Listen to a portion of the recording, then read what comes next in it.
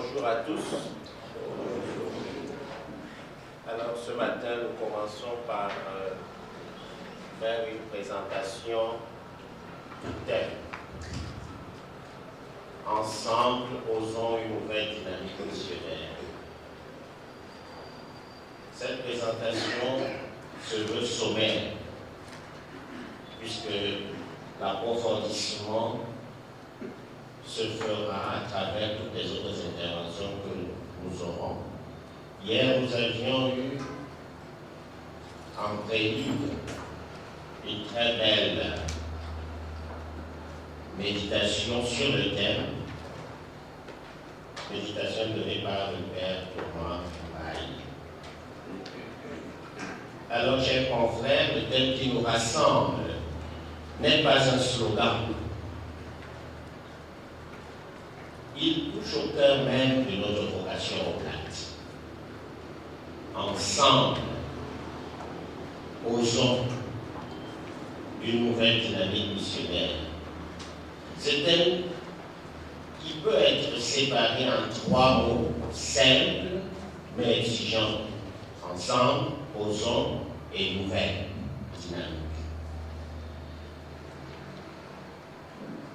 Saint Eugène de Mazenod nous rappelait avec force qu'un missionnaire isolé est un missionnaire en danger. Et nos consciences et règles nous le disent encore de manière assez formelle. Nous venons de l'entendre dans la Constitution 37. Cela motive et interpelle. Dès l'origine, notre famille religieuse est née d'un couple. Souvenons-nous de nos premiers pères qui se sont réunis le 25 janvier 1816. Ce petit groupe. Et si vous avez le mémoire, vous vous rendrez compte que de ce petit groupe, un avait été écarté.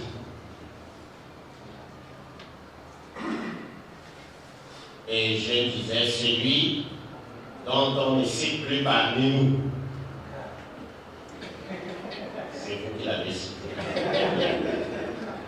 Pourquoi? Parce qu'il n'entrait pas dans cette logique d'ensemble dès le départ.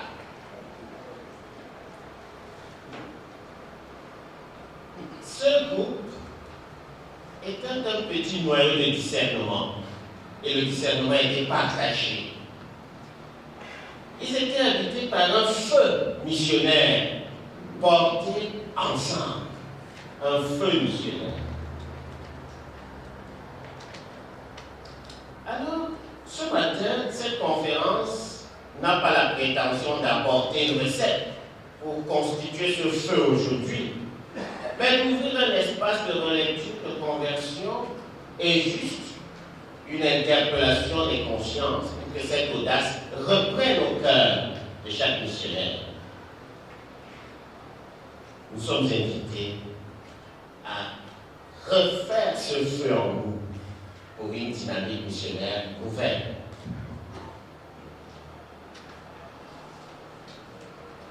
Dans le premier point long de mon partage, qui est intitulé « Ensemble », entre guillemets, une vocation communautaire avant d'être une stratégie. Il s'agit d'une vocation communautaire avant d'être une stratégie. Nous ne sommes pas ensemble pour des raisons stratégiques, mais nous sommes ensemble par vocation. C'est notre vocation. Et les constitutions nous le redisent. La toute première d'ailleurs nous dit, c'est l'appel de Jésus-Christ perçu en l'Église à travers les besoins de salut qui réunit les missionnaires et qui nous met ensemble par vocation. Ensemble comme corps au bas. Lorsque nous parlons aujourd'hui de travailler ensemble, le risque est grand de réduire ce mot à une méthode d'organisation, à une exigence de gouvernance ou à une réponse pragmatique. Au manque du personnel, on peut dire on se regroupe parce qu'il n'y a plus assez de monde, il n'y a plus assez de blagues. Non. Pour nous, au Blas de Marie Immaculée, le ensemble dont il est question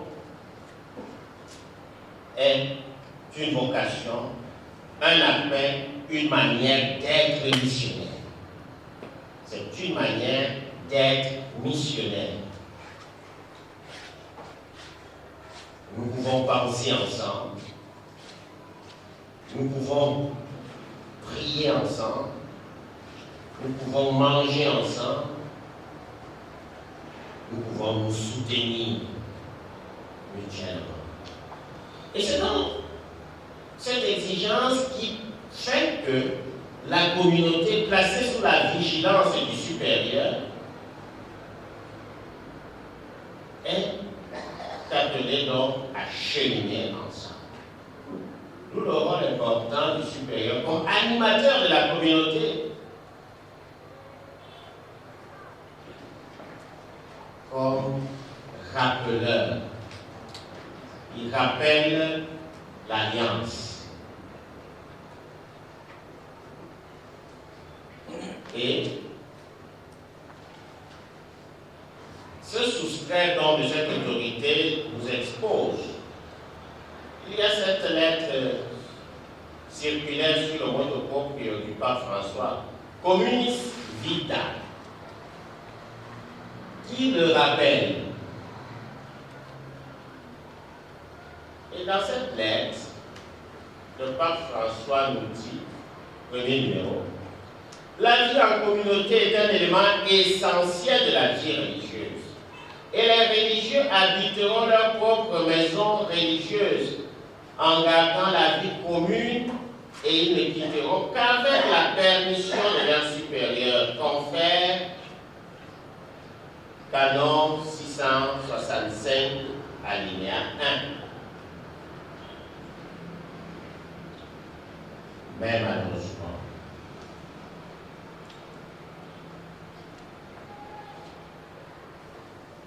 ce texte est presque inconnu aujourd'hui, puisque il y a beaucoup de vagues dans nos communautés. On ne sait pas où ils habitent.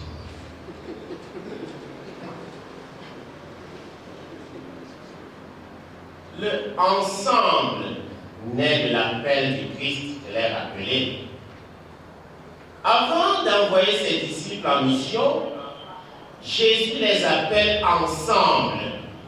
Et l'évangile de Marc, au chapitre 3, verset 14, nous dit: il en institua 12 pour qu'ils soient avec lui et pour les envoyer proclamer la bonne nouvelle. L'ordre est clair. 1. Être avec lui suppose être ensemble et être envoyé. La mission découle donc de la communion.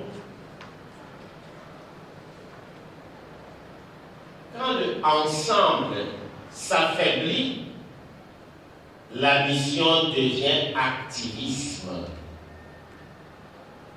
Et cela peut se remarquer. Au nom de la mission, on fuit la communauté. J'ai toujours affaire à l'extérieur. Et pourtant, à l'intérieur, on a aussi de temps en temps besoin de toi.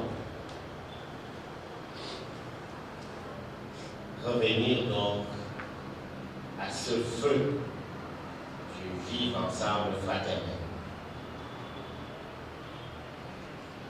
Quand l'ensemble disparaît, la mission devient solitude et fatigue. On a l'impression de porter le monde tout seul. Parce qu'on se trouve isolé. Ici, souvenons-nous de ce que Saint Eugène disait dans la préface des Consciences réelles. Puisqu'il qu'il avait compris très tôt. Il voulait des hommes unis entre eux par les liens les plus étroits de la charité.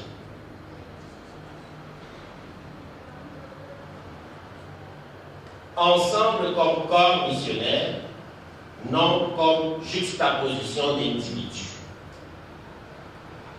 Dans la communauté, nous ne sommes pas une juxtaposition d'individus. Nous sommes un corps missionnaire.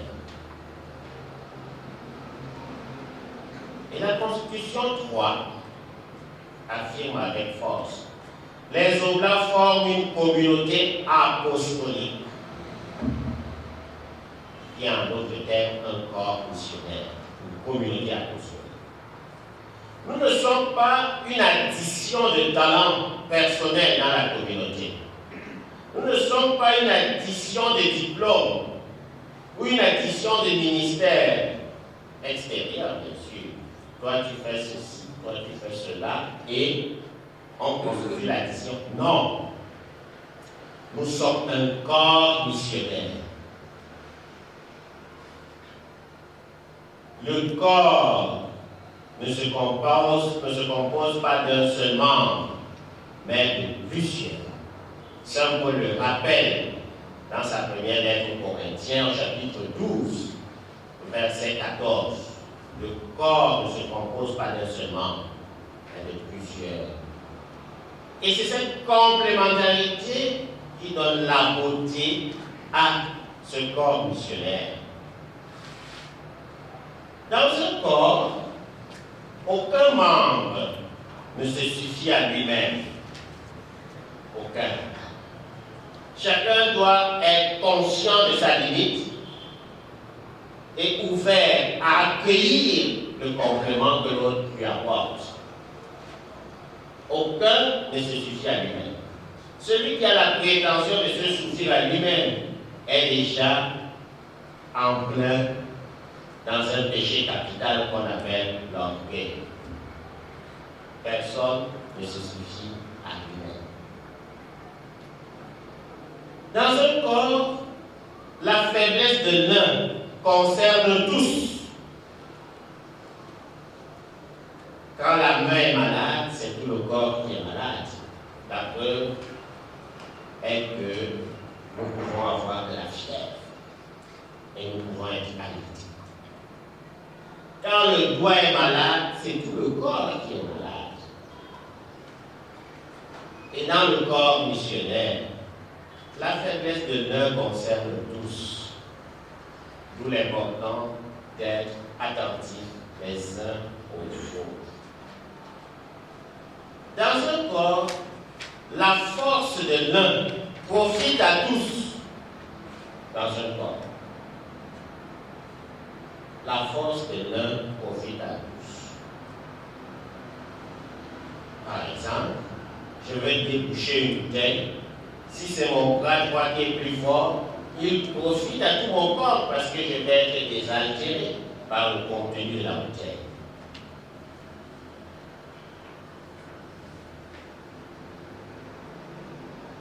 Être ensemble comme corps missionnaire, c'est accepter de ne pas décider seul.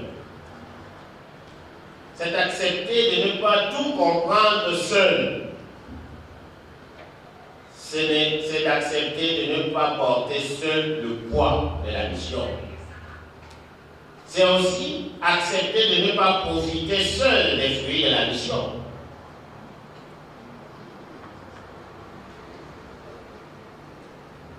Les fruits profitent à tout le corps.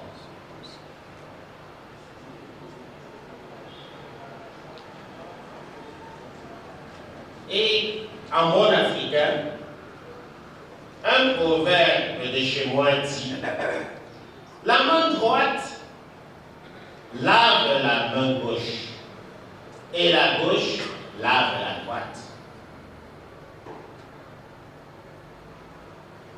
D'où l'image de cette complémentarité. Et ici, quand j'étais à Fikil, un ancien m'avait donné un proverbe en disant: un seul doigt ne ramasse pas la farine.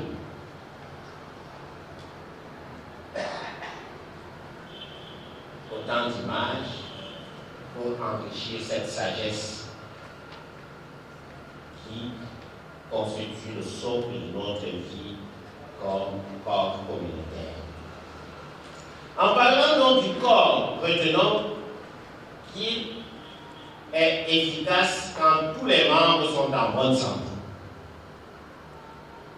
et capables d'assumer leur rôle spécifique et leurs fonctions respectives. Dans le corps, nous avons plusieurs appareils. Appareil respiratoire, appareil circulatoire, etc. Tout doit être en santé pour que le corps soit en forme. Nous avons des membres. Tous les membres doivent être en santé et assumer une fonction propre, chacun sa fonction respective, pour que tout le corps soit en santé. D'où l'importance d'apporter une attention à chaque membre. Et dans la vie en communauté, c'est de la vigilance, non seulement du supérieur, mais aussi des membres de la communauté. On s'interpelle. Habituellement, on parle de leadership, on voit le leader à la tête. Mais nous savons que depuis un certain temps, la théorie du membership est aussi d'actualité. Un membre a une influence dans le groupe, l'influence transversale. Et le membership est beaucoup plus efficace que le leadership.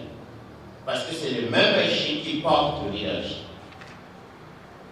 Mais nous avons la tendance à regarder uniquement celui qui a la fonction de lead, celui qui guide. On oublie le rôle de chacun. À mon niveau, qu'est-ce que je fais pour que ma communauté soit en santé?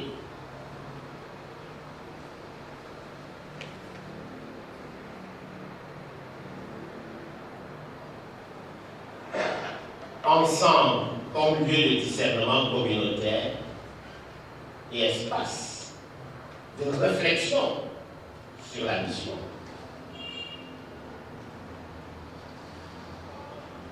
L'ensemble, le ensemble s'exprime de manière privilégiée dans le discernement communautaire. Et nous savons que la communauté est aussi un lieu d'expression de Dieu lui-même. La voix de Dieu passe aussi par le discernement communautaire. On écoute Dieu dans sa parole, on écoute Dieu dans le discernement communautaire. Et ensuite, dans les événements du quotidien.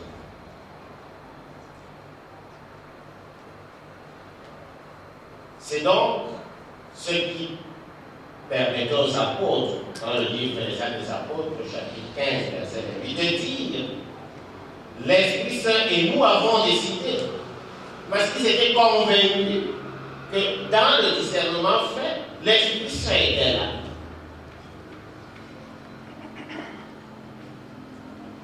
Ceci est une interpellation pour nos différents discernements, où le supérieur de la communauté est le seul à avoir cet Esprit Saint, à discerner et à imposer.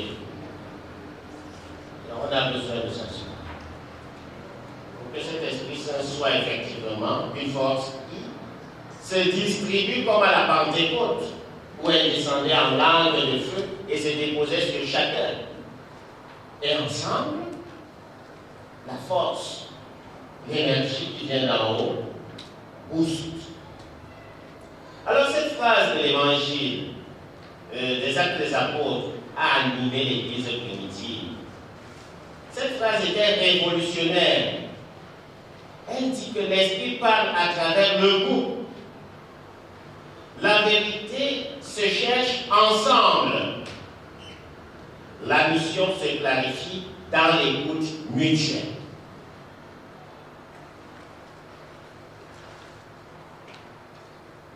Saint Eugène exhortait ses missionnaires à se consulter. Et il disait, rien d'important ne se fera sans que nous l'ayons examiné ensemble devant Dieu. nous trouvons dans le choix des textes, les premiers textes qu'il donnait à ses premiers compagnons, une fois retrouvés à Aix, rien d'important ne se fera sans que nous l'ayons examiné ensemble devant Dieu. Ensemble, en confrère et avec Dieu. C'est pourquoi devant Dieu. Le discernement communautaire n'est pas une perte de temps. Malheureusement, nous constatons de plus en plus que dans nos communautés, il n'y a pas de réunion communautaire. On pense que parler à table au repas est déjà la réunion communautaire. Non! La réunion communautaire, c'est la réunion communautaire. Le repas, c'est un moment d'échange fraternel autour du repas. La réunion communautaire a une structure. Elle s'introduit par une prière. On est dans une attitude d'accueil mutuel et de réception. Accueil et réceptivité. Réceptivité, un autre élément fondamental. Et pour être réceptif, il faut se vider quelque part. Mais parfois, on est tellement plein qu'il n'y a pas de réceptivité. Quand l'autre parle, avant qu'il n'ait achèvé sa phrase, on a déjà compris la fin. Et on veut compléter à sa place, en montrant qu'il a même une limite dans sa réflexion. Même s'il dit des bêtises, l'écouter jusqu'au bout. La réunion communautaire est un lieu de discernement communautaire et ce n'est pas une perte de temps. Et parfois on dit, mais nous sommes qu'à deux, on va faire la réunion, on est partout à deux. Même à deux, asseyons-nous, disons, maintenant c'est le moment de la réunion communautaire. C'est important. Nous n'avons pas appris ces choses dans les maisons de formation pour les mettre au frigo. Mais tous les vivre. Le discernement communautaire n'est pas un compromis tiède. Ce n'est pas une question de compromis. Non. Le discernement communautaire n'est pas une formalité administrative prescrite. Alors, le professeur dit qu'il faut qu'on ait une réunion communautaire. Soit on fait la réunion communautaire. Alors, dis quoi? Dis ce que tu as dit. J'ai dit ce que j'ai dit. On a fini la réunion communautaire. On va lui dire, on a fait la réunion communautaire. Ça veut dire qu'on n'a pas compris que c'est vital pour nous, pas pour une tierce personne. C'est un lieu de partage, même de défoulement si on veut. On se libère. Bref, c'est un acte de foi dans l'esprit à l'œuvre au cœur de la communauté. Tout simplement. C'est un acte de foi dans l'esprit à l'œuvre au cœur de la communauté.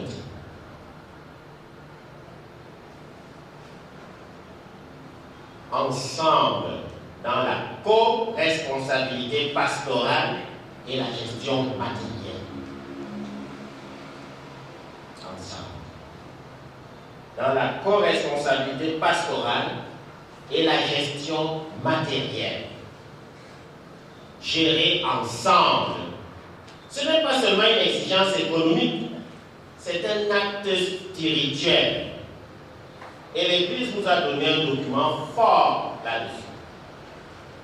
L'économie au service du charisme et de la mission, qui est une orientation très importante du dicaster pour les instituts de vie consacrés et les sociétés de vie apostoliques, pour nous rappeler, nous religieux, à quoi servent nos biens. L'économie au service du charisme et de la mission. Bonis dispensatores multiformis gratiae Dei. C'est le document. Bon gérant de la grâce de Dieu qui est si diverse. C'est une parole de Saint Pierre. 1 Pierre 4, 10.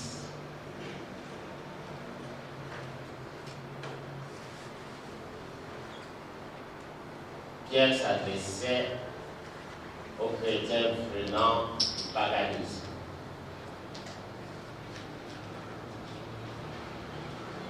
Et ici, on nous le rappelle fort. Gérer ensemble, c'est un acte spirituel. Dans un monde marqué par la méfiance et l'individualisme, nous avons un mot à dire, c'est aller à contre-courant. Face à cet individualisme, cette méfiance, nous allons à contre-courant avec ce qui est contraire. Le contraire de la méfiance, c'est la confiance. Le préfixe mais est privatif. Et le préfixe cum est inclusif, avec confiance à la place de la méfiance. Mais en tant que frère, pourquoi tant de méfiance? Surtout quand on parle d'argent, méfiance, suspicion, inquiétude. Toujours la suspicion de dire notre Germain nous va mal gérer. Parfois, on n'a pas toute l'information.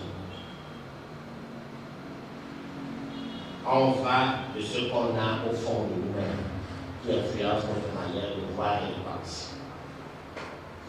Dans un monde marqué par la méfiance et l'individualisme, la transparence devient témoignage. La solidarité fraternelle devient prophétie. L'entraide devient évangélisation silencieuse.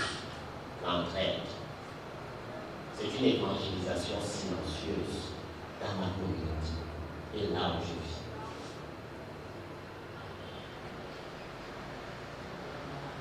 Malheureusement, comme disait quelqu'un hier, il y a ceux parmi nous qui peuvent avoir les poches pleines et souffrir, et voir leurs frères souffrir. Et en disant, en tout cas, c'est son affaire. Or, c'est nous qui aimions dire, pendant les fêtes de récolte, donner avec générosité, c'est faire quoi? Donner avec joie, c'est... Voilà, Dieu aime ceux qui donnent avec joie. Ce sont les versets que les curés connaissent bien. Et tout ce qui est autour de donner avec joie, on aura des grâces, on aura ceci, on le dit aux fidèles. Mais on ne le dit pas en communauté.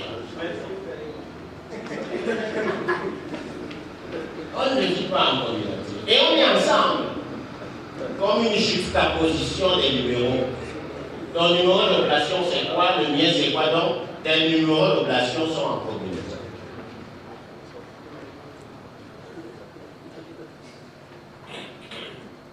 L'entraide devient évangélisation silencieuse. Être ensemble comme corps missionnaire implique aussi le porter ensemble les faiblesses en communauté. Mon confrère a cette fragilité. Je suis le premier à les diffuser. Pas. J'appelle le téléphone dès qu'un confrère m'appelle. Eh bien, est-ce que tu sais que mon confrère ici, voilà ce qu'il est en train de dire. Il a. Ça devient ton lot. Au contraire, quand ton frère souffre, la première attitude est spirituelle. Je prie pour lui. Il a sa fragilité. Qui te dit que toi tu n'as pas la tienne? Peut-être pour lui est dévoilé aujourd'hui, pour toi c'est peut-être demain. On se soutient aussi à ce niveau. C'est aussi être ensemble. Je porte la fragilité de mon frère comme la mienne. Je souffre avec lui. Parce que je ne sais pas ce qu'il traverse dans son cœur. On a vu des confrères se suicider. parce qu'ils se sont sentis rejetés. Mais si on est ensemble, est-ce qu'il m'arrive une fois au moins de penser à lui dans ma prière, quand je suis à l'hôtel, quand je célèbre, aujourd'hui je vais prier pour mon frère. Nous prions pour bien les personnes qui nous demandent de prier pour eux. Et ceux qui ne nous demandent pas, mais qui souffrent et qui vivent à nos côtés.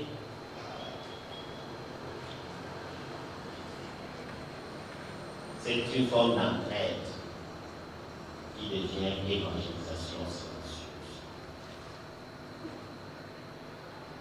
Être ensemble comme corps missionnaire implique aussi de porter ensemble les orientations que nous prenons pour la pastorale, les orientations de la province, les orientations de la mission dans laquelle nous sommes. Porter ensemble toutes ces orientations.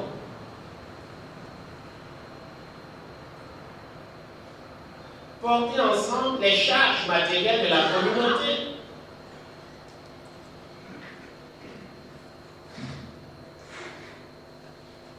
Au début, j'ai cité la Constitution 37, je reviens sur cette Constitution.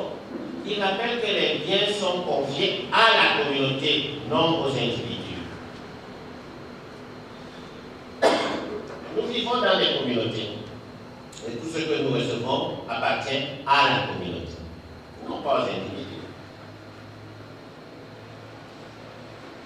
Et la communauté doit ressentir cela. Nous sommes dans les communautés comme des personnes de passage. Affectés dans une communauté, incapables de changer une langue qui s'écrit. On préfère vivre dans l'obscurité. En tout cas, on va nous faire partir d'ici l'année prochaine. J'ai déjà parlé au commercial. Le prochain curé va s'en aller. Je vis dans une communauté, ma cuisine est dans un état déplorable. Je viens pour déposer un verre, je bouche les narines dans ma cuisine. Et je dis en tout cas, ce n'est pas ma maison. Mais je vis où? Mon ciel, c'est là. Je dois être à l'aise là où je vis. Je dois être épanoui là où je vis. Je dois m'investir pleinement là où je vis. Celui qui viendra après, il trouve qu'il y a eu un être humain ici. Mais on ne croit pas que c'est une bergerie. On va dire, les animaux, et si on regardait les animaux ici, on élevait les souris ici, etc. On est ensemble.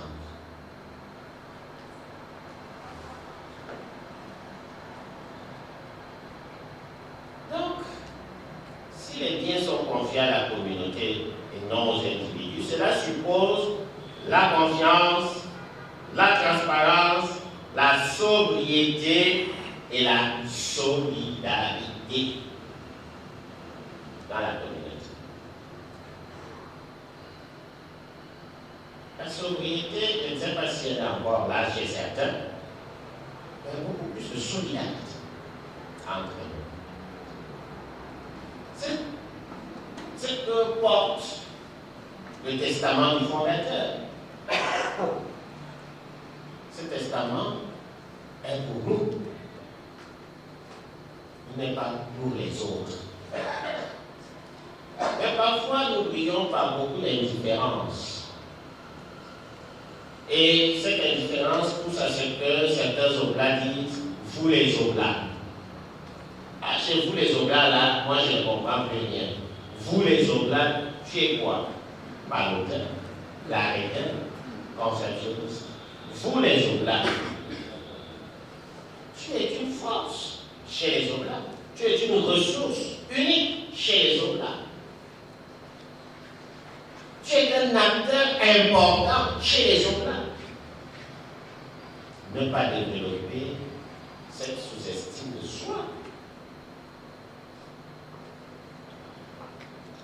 Dans un monde marqué par l'individualisme et la peur du manque, vivre la gestion partagée devient un signe prophétique. Mais parfois, pour nous, la peur du manque nous transforme en des banques. Nous n'en profitons pas, mais nous disons, demain, ça va me manquer. Et aujourd'hui, ça te manque déjà.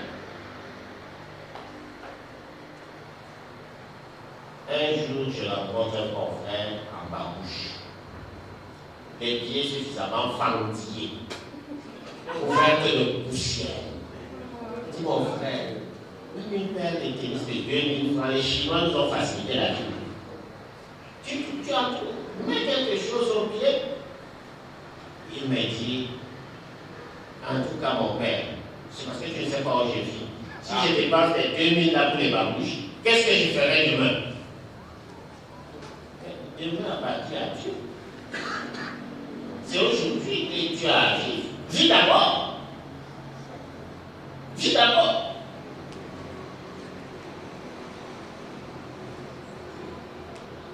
J'ai vu un autre confrère. Il met ses ressources dans sa poche, il prend les pains, il ferme le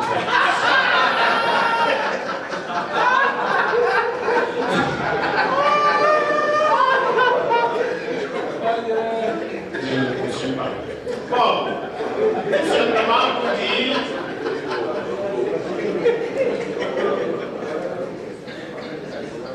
que le bois seul se consume vite, mais le fagot brûle longtemps. Ensemble comme fraternité qui soigne et qui envoie.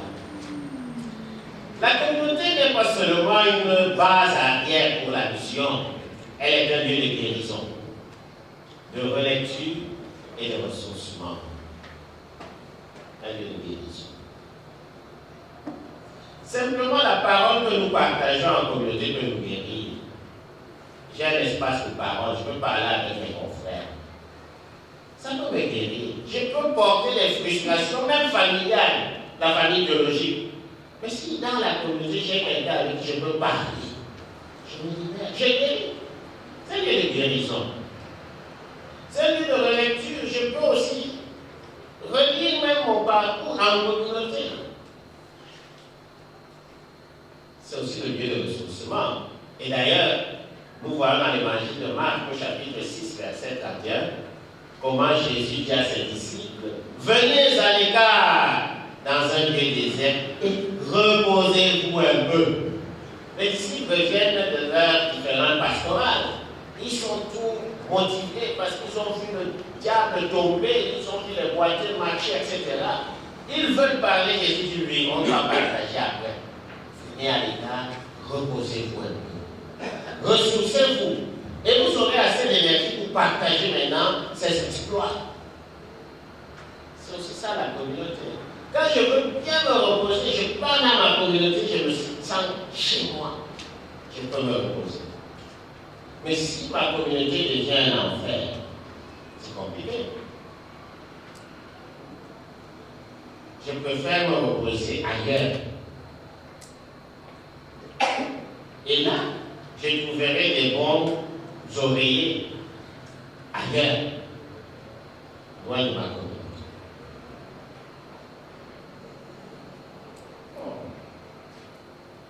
Je me souviens une fois, quand j'étais à Montpellier, je suis allé à Mandaka pour la messe. Et ce jour-là, je ne sais plus c'était l'évangile, Jésus parlait de il y aura des pleurs et des grincements des dents à l'enfer. J'ai prêché sur l'enfer avec beaucoup d'énergie. À la sortie de la messe, une maman vient vers moi. Mon père, vous avez parlé de l'enfer, vraiment. Est-ce que vous connaissez l'enfer? J'étais un peu plus au dépourvu. Personne n'a fait un tour à l'enfer et revenu. Elle me dit non, moi je vis en enfer. Si vous voulez parler de l'enfer, venez chez moi. J'ai vis en enfer. Mon mari ne me donne pas d'espace. Et donc elle a commencé à parler de sa vie familiale comme un enfer. Et là, j'ai compris que la communauté aussi peut devenir un enfer pour certains. Puisque dans le mot enfer, c'est le préfixe de enfermement. Celui qui se renferme se met en enfer. Déjà.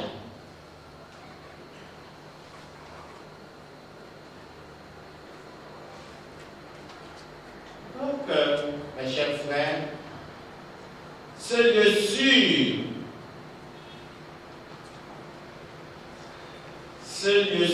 permet aux membres de se sentir bien, au point où, loin de la communauté, ils se sentent en insécurité.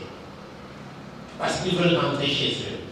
Cette fraternité fait de la communauté ce lieu qui écoute, qui relève et accompagne. Alors, devient fécond, même dans la fragilité. C'est pourquoi je ne comprends pas ceux qui fuient leur communauté. Être ensemble comme corps communautaire, c'est pour cela, porter la fatigue du frère.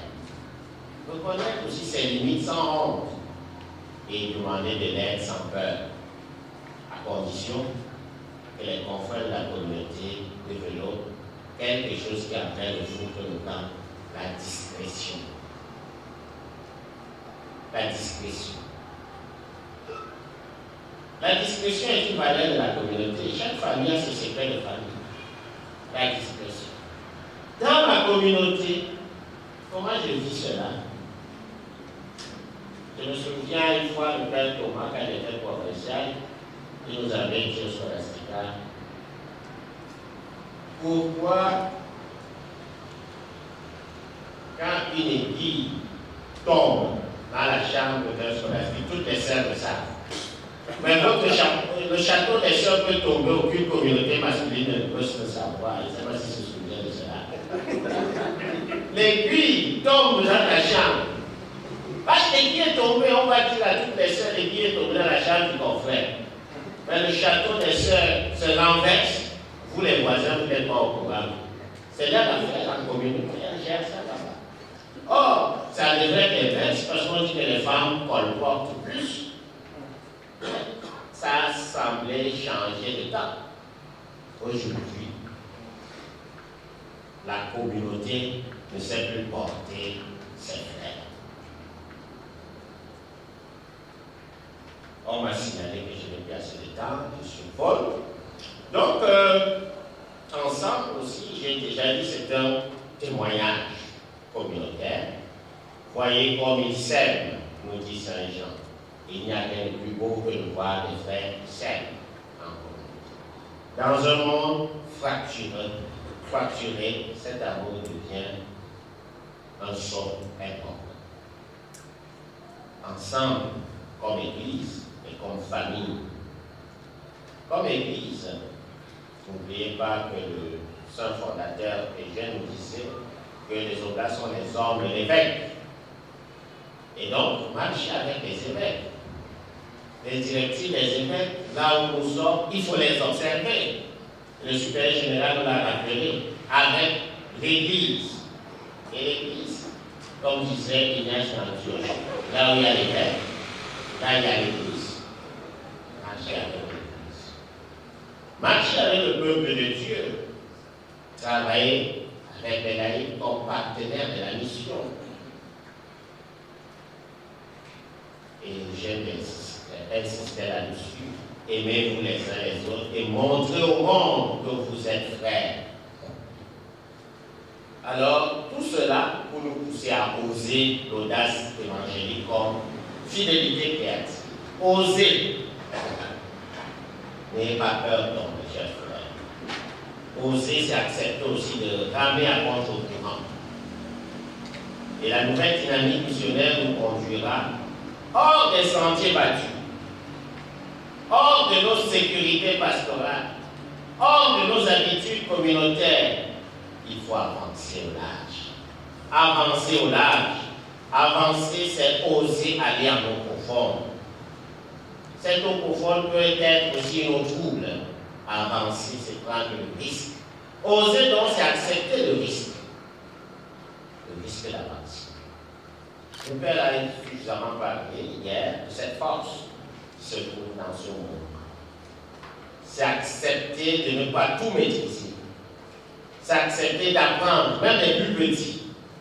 C'est accepter d'écouter des cultures nouvelles, de s'habituer à des aliments nouveaux. C'est accepter aussi d'apprendre la langue de l'autre. Cet aspect a foutu le temps. Nous sommes fiers de dire que le Père Henri Richard rêve en Mafa. Parce qu'il a bien appris le Mafa. Au point où ses rêves sont bousculés. Mais nous passons 56 ans dans une paroisse, dans une localité, et nous ne pouvons même pas dire bonjour en langue. C'est toujours le Seigneur soit avec vous, traduit catchiste. Dieu vous aime, traduit catchiste. Osons nous mettre à cette école.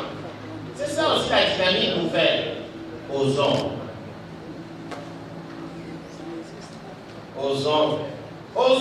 d'échouer parfois ensemble.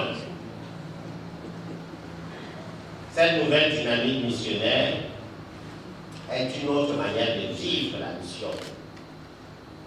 La mission ne change pas, c'est la même. Le mandat missionnaire du Christ, c'est toujours aller dans le monde entier pour proclamer l'évangile. Mais c'est à nous de trouver une dynamique nouvelle pour retirer ça et pour aller. La mission ne change pas. C'est nous qui devons changer pour mieux être une réponse aujourd'hui. Ce mandat demeure, mais le contexte aussi a changé. Nous constatons l'affaiblissement de la foi. Là où nous vivons. La jeunesse qui déserte les églises, de plus en plus. C'est un défi. Hier, les mouvements des jeunes, on avait des milliers. Parce qu'il n'y avait pas d'autres distractions parfois. Mais aujourd'hui, la pastorale des jeunes souffre. Osons une dynamique nouvelle pour atteindre ces jeunes. Puisque c'est en eux que repose l'avenir. Les adultes peuvent déjà être acquis, mais la jeunesse, non. Nous sommes dans un monde sécularisé et la sécularisation est de plus en plus accentuée, étant donné que le monde est devenu un village planétaire. Osons d'une manière nouvelle. Osons. Il y a des pauvretés nouvelles. La pauvreté d'autrefois pouvait être identifiée. Manque de savon, manque de sel. Mais maintenant, ce n'est plus que ça. Il y a des pauvretés nouvelles qui nous interpellent. Osons. La fidélité aujourd'hui passe par l'adaptation. Et nous constatons que même la fidélité à notre vocation a pris du coup.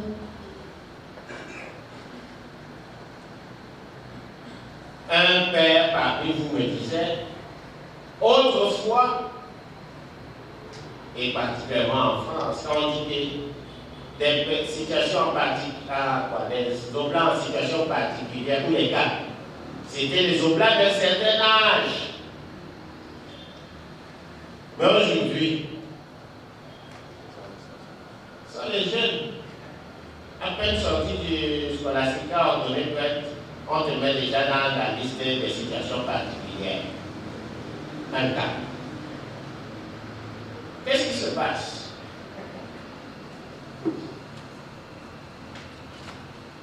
Donc, une dynamique missionnaire intégrale est importante. La nouveauté n'est pas seulement pastorale, mais elle aussi humaine et spirituelle. Un vrai renouveau intérieur. C'est parce que nous avons perdu les bonnes habitudes. L'oraison, la méditation, le chapelet quotidien. Nous avons perdu ces bonnes habitudes. Le téléphone a pris une place importante. Le téléphone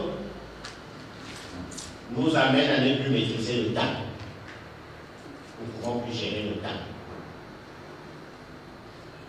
On se laisse prendre et on oublie d'aller à la chapelle. Quand on entend la chapelle, c'est l'heure de la prière. Le temps.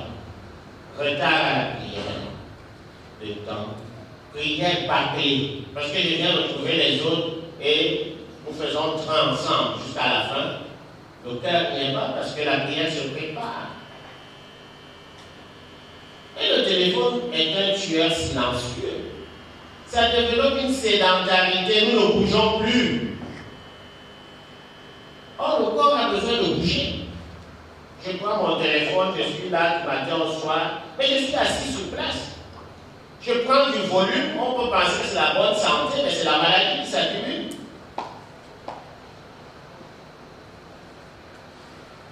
C'est cela. Dans une dynamique missionnaire intégrale, c'est aussi prendre soin de sa santé physique. C'est aussi cultiver une vie spirituelle solide. C'est faire de la communauté un lieu d'entraide, comme je l'ai dit. En conclusion, donc, marcher ensemble, humblement et courageusement. Il faut beaucoup d'humilité. Pour emprunter un chemin nouveau, il faut beaucoup d'humilité. Pas trop de prétention. Parce que nul ne sait où mène le chemin. Il faut beaucoup d'humilité. Et sur ce chemin, il faut s'appuyer sur les anciens qui ont déjà une expérience, ils ont déjà cumulé plusieurs échecs. Et de ces échecs, ils ont tiré une expérience. L'expérience vient des échecs relus. Mais les échecs non relus ne donnent aucune expérience. Il faut qu'on le sache. Mes échecs d'aujourd'hui, relus, m'amènent à tirer un enseignement pour la vie, pour que demain je ne rechute plus. Mais si je ne fais aucune relecture de mes échecs, je ne gagne aucune expérience. L'avenir de la mission Oblate ne repose pas sur les structures parfaites, mais sur des communautés fraternelles, sur des cœurs audacieux, sur une fidélité créative à l'esprit, sur la capacité à se remettre en cause, la capacité à se remettre en cause. Moi, quelle est ma part dans ce que je vis? Moi, quelle est ma part?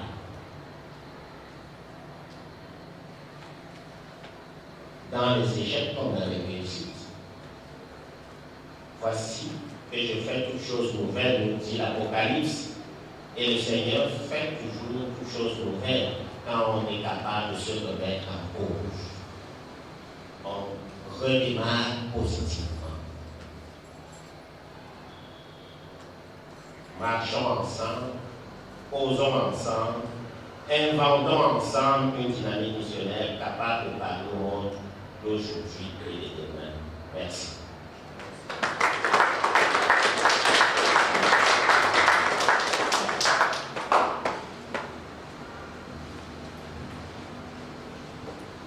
Nous disons merci au Père provincial pour cet exposé sur le thème de notre assemblée.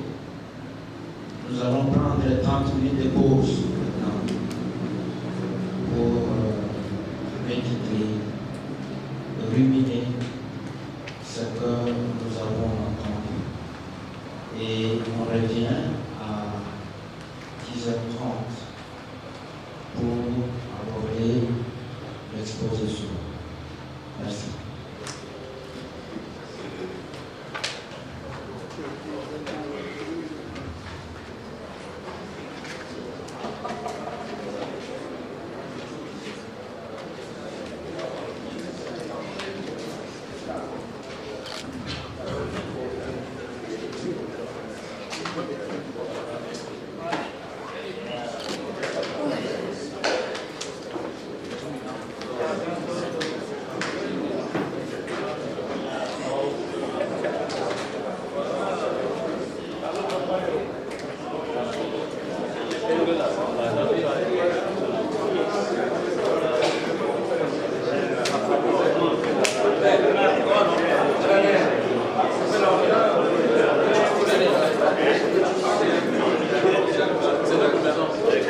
Ah oui, oui, c'est ça.